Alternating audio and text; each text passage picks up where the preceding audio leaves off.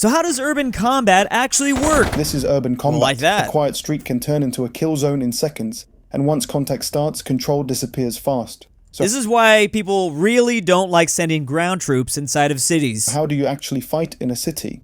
In this video, we're going to break that down. How Blow it up. Probably blow it up. and when to use different weapon types, how movement and room clearing really work, how to counter drones, and much more. Buildings are either covered. I mean, maybe I shouldn't say this, but, you know, like, even Vietnam, for example, they have, like, talking trees, and obviously you can hide in the trees. You know how much more places there are to hide when it comes to, like, giant skyscraping buildings and alleyways and dumpsters and trash cans you can hide in, like, you can hide underground. Like, in a city, there's so many places to hide. Or concealment. I guess you could hide in a lot of... Okay, we lost the Vietnam War for a reason. There's lots of places to hide also in a forest. But I would say probably more in a city. Cover hiding you and stopping bullets, while concealment only hides you. Concrete and stone count as cover, whereas wood or a car will not stop rounds. So knowing what you are using before committing to a position shapes everything that follows. Every structure has the same danger areas, including rooftops, basements, windows, doorways, and alleyways. This is what I was saying. You have to think vertically, since threats come from above and below just as much as from the sides. That's why it's easier just to send in some air superiority. Obviously, make sure you have air superiority, and then just blow the buildings up. I mean, that sounds dark, but that's why a lot of people do it. And if you only scan at eye level, you miss part of the environment. Rubble reshapes the fight by tearing away walls and opening new sightlines, turning what was once simple into something unpredictable, and making a damaged building often more dangerous than an intact one. This is such a good point. You know, something my mind is going to right now is the American troops moving through Germany during World War II. And, you know, American troops and allies, like, you know, just going through all these, like, destroyed German towns to get to Berlin before the Soviets do. Movement ties it all together, because doorways and hallways force you into tight, predictable paths known as the fatal funnel, where anyone waiting knows where you will appear. You can see one guy with a really good idea can just rack up dozens and dozens of kills if, you know, obviously the enemy doesn't know where to look. You move through quickly and avoid staying there longer than necessary. So how do you move in an environment like this? You move in short, controlled rushes from cover to cover, always picking your next position before leaving your current one and avoiding straight-line sprints across open ground. Movement is done in pairs, with one person moving while the other covers, creating a constant leapfrog forward, since both moving at the same time leaves no one watching. I feel like even this would be susceptible to snipers. What if I had a sniper up over here and he was just prepared? Boom, what's that guy gonna do right there? I mean, there's so many different points of interest when it comes to, like, obviously, like I said, skyscrapers and things. Hugging walls, even though it feels safer, because incoming rounds can throw fragments off the surface and your path becomes predictable. So staying a step away gives you more flexibility and reduces that risk. When crossing intersections, one person watches each axis while others move quickly and stay low, relying on clear communication, proper timing, and full commitment once the movement starts. Another thing I'm thinking of right now is what's going on with Russia and Ukraine, because obviously there's a little bit of urban warfare happening there as well. And when I think of Russia and Ukraine, I also start thinking of drone warfare. How much more difficult has urban warfare become? Has it gotten better or worse? I don't know. For maybe a tactical force that is moving into an urban environment, if you send in your own drones, perhaps you can find more of where the enemy could be hiding. It definitely throws things into whack. Throughout all of this, maintain noise and silhouette discipline by keeping a low profile, avoiding exposure on high ground, securing loose gear, and remembering that sound travels easily in urban environments. Now for the hardest part, clearing the ricocheting off the walls and things. Room. To be honest, if an enemy is waiting in a room for you, even a perfect entry technique will not save you. The goal is to never enter a room blind if you can avoid it. First option, grenade. You throw it in, wait for it to do its work, then enter into a situation that is either clear, disrupted, or already resolved. That is exactly what they are for, so use them. This is why my mind goes to Bin Laden's compound, bro. Like, have you seen the amount of, like, practice that they did before they actually went in to take out Bin Laden? I almost said Saddam. Dude, they, like, continued to... They saw his compound, but they didn't know, obviously, the overall layout of the structure that they were going into. So they made the SEAL team practice over and over and over again all these different scenarios of what they could walk into. And it's just incredible that they were able to do that super secret secretive mission and not take any casualties. Like, that is so impressive. Second option, if you are confident an enemy is waiting, simply shoot through the wall. Some walls don't stop bullets. Now, of course, it helps a lot that they had they had surprise on their side and they weren't prepared. But man, if you're advancing into an urban environment where they are prepared, especially when the environment that you're moving into is known by the enemy is in a defensive position and they've grown up there their entire life, you can see how things could go very bad for you very fast. Bring your largest machine gun and suppress the position. Be aware the enemy will likely shoot back immediately. Pre-firing corners as you enter follows the same logic. You are not waiting to see a threat, you are putting rounds where a threat would be. Third option, drones, but we'll cover that separately. Okay, thank God. He is going to talk about drones because everything has changed when it comes to warfare because of these little devices. Last resort is a clean technical entry with no prep. If you're going in without any of the above, you're accepting the highest risk version of the problem. When you do breach, slice the pie from the doorframe edge before you move. Pull the room into your view incrementally. First man drives to the near corner, second man crosses to the far corner.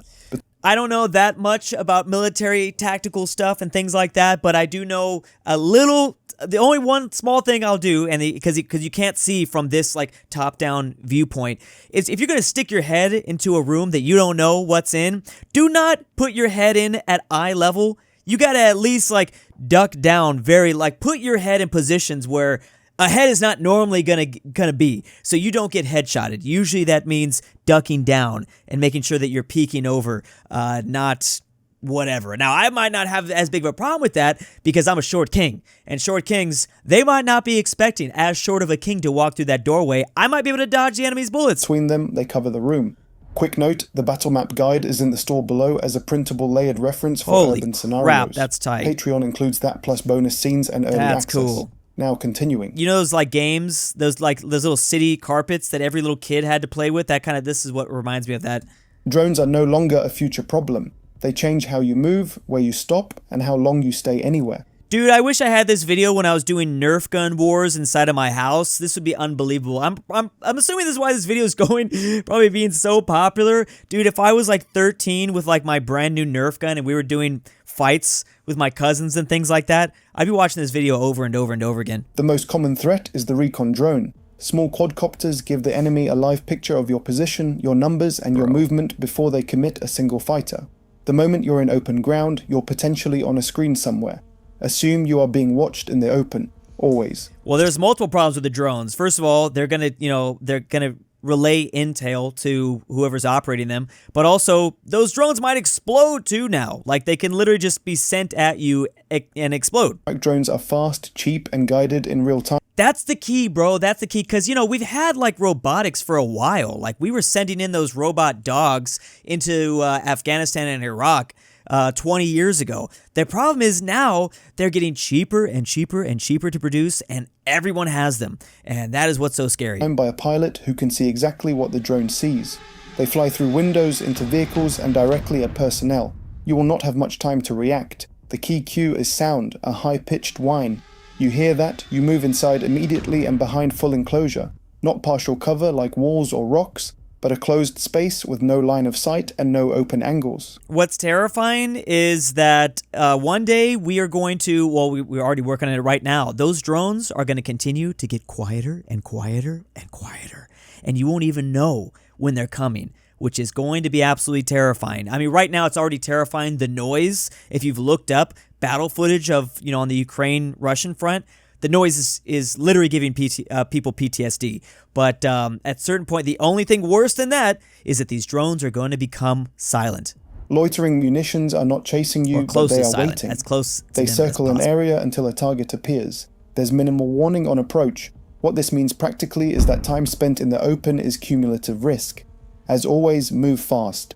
The enemy are not... That's the thing, man, with the drones. You got to move fast. One idea that I just thought of, if I'm an enemy, if I'm defending my land, I'd probably put up like a speaker that just occasionally does like drone noise in an area, like just occasionally ramps up so it freaks people out, freaks in the advancing enemy. Maybe they'll start to think there's drones in the area. Maybe that'll slow them down if they're advancing too quickly. Maybe, all you got to do is put the noise out there. I bet you that something like that is maybe happening in Russia and Ukraine. The only ones with drones. A standard quadcopter gives you overwatch before you move. You check a street or Maybe not, actually. I don't know, but room before anyone steps into the open.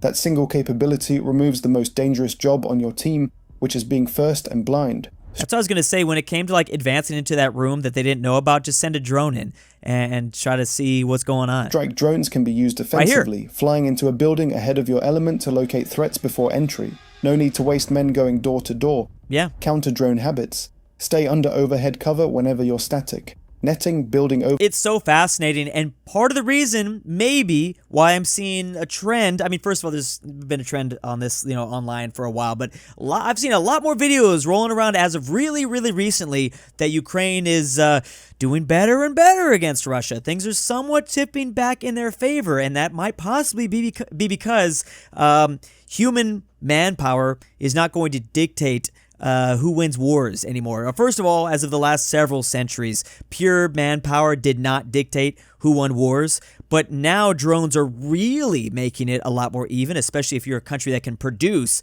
a ton of drones, which apparently Ukraine is trying to do as much as possible. Ukraine is heavily outnumbered purely in a population basis. They have a lot less, war-fighting men, but if you make enough drones, well, then there you go. You can really kind of come closer, a lot closer to evening out that whole battlefront. Overhangs, trees, anything that breaks your visual and thermal signature from above.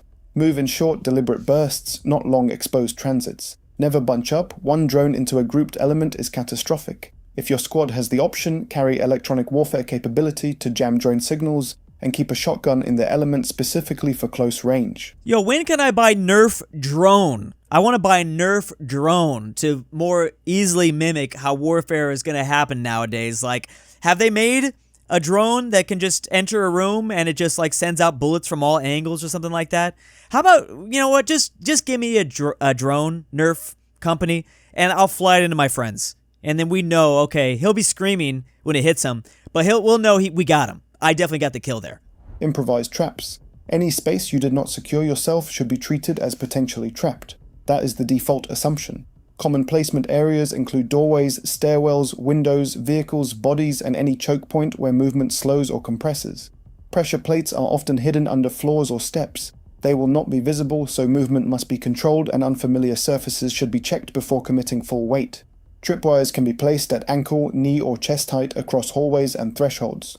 Look for subtle indicators like tension lines, unnatural reflections, or anything that appears slightly out of place.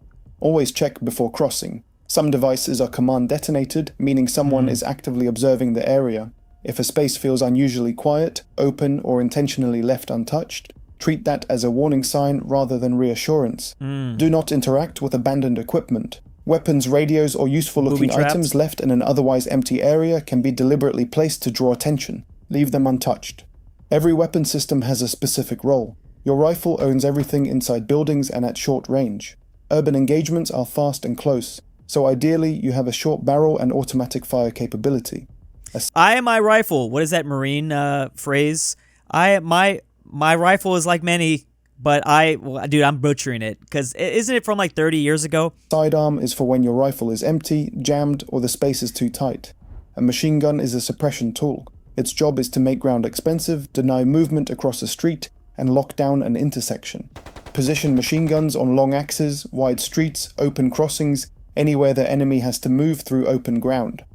I find it fascinating that throughout the eras, warfare has changed so much. Obviously, we've known that. If you study history enough, that's not surprising. But then again, the closer we are getting to more and more modern times, the more radically warfare is changing from every 10 years or so on. Obviously, I talked about how like human power doesn't mean as much as it used to. There was this point in human history, actually, where the world was so much more poorer than the very rich European nations that you can see a small island nation like Britain conquer a massive amount of territory, like, for example, India and Pakistan and Myanmar and Bangladesh, the crown jewel, British Raj. They were so heavily technologically advanced that they were able to conquer an unbelievable amount of people comparatively to what they had. And, that was obviously that time period. But nowadays, look at, you don't have to go back 100 years to World War II. Look at how much warfare has changed from World War II. It's hard to even comprehend. It's mind-boggling, and also, like I said, I mean, every 10 years it feels like war is being flipped upside down. Snipers' biggest value is the movement they prevent. A suspected sniper on a rooftop can freeze an entire element. Nobody crosses that street. One accurate shot from an unseen position changes how a unit moves for the rest of the engagement. Armored vehicles' main role is allowing forces to cross streets, support advances, or break through stored positions. In urban environments, their effectiveness is limited by tight streets and close-range threats that can exploit weak points in the armor, which means they are most effective when paired with infantry and proper coordination, rather than operating alone. Artillery is used to shape the battlefield. It can clear a defended position before infantry goes in, deny regrouping areas, and collapse strongpoints. The problem in dense areas is fragmentation, and the margin for error near friendly forces is small. Air support, whether helicopters, I was waiting for it. Where's the air support at? jets, or drones, provides fast firepower and overwatch that ground forces cannot match. It is used to hit identified threats, suppress strong positions, and provide real-time information from above to support movement on the ground. I mean, especially, you know, if you can locate the position of a sniper, it's so much easier now if you have the air superiority to just call in a strike from the air. All right, boom, here's the coordinates, and then bam, blow them up. You don't even got to worry about that guy anymore. Most problems in urban combat are not complex. They come from simple mistakes repeated under pressure. Tunnel vision is one of the most common. After contact, people fixate on one direction and stop scanning. They focus on a doorway or a single threat and miss everything else around them. Bunching up in doorways and stairwells is especially Man, I already know my paintball community going wild with this video. They're probably loving this video. If you go on paintballing every weekend, I've only gone paintballing a couple times. Fun time. But damn, those people some of them are advanced. dangerous, Be taking as that it shit allows seriously. a single threat to affect multiple people at once. Good positioning only works if the team maintains proper spacing. Movement that is too fast leads to skip checks and missed threats. Rushing through space increases the chance of walking directly into danger without realizing it. That was like the most easy, that's like the funnest thing to do when you're paintballing because you're going up against so many novices. Like, I just accidentally got a kill once because somebody just ran into my building. It just wasn't even seen. And I'm just like, bah, bah, bah, bah. And I was scared. So he scared me. So I was just like holding the trigger down. He was like taking, he's like, ah, stop. I'm like, my bad. You scared me, bro. Another issue is trusting the wrong cover. Cars, thin walls, and furniture may hide you, but they do not stop rounds.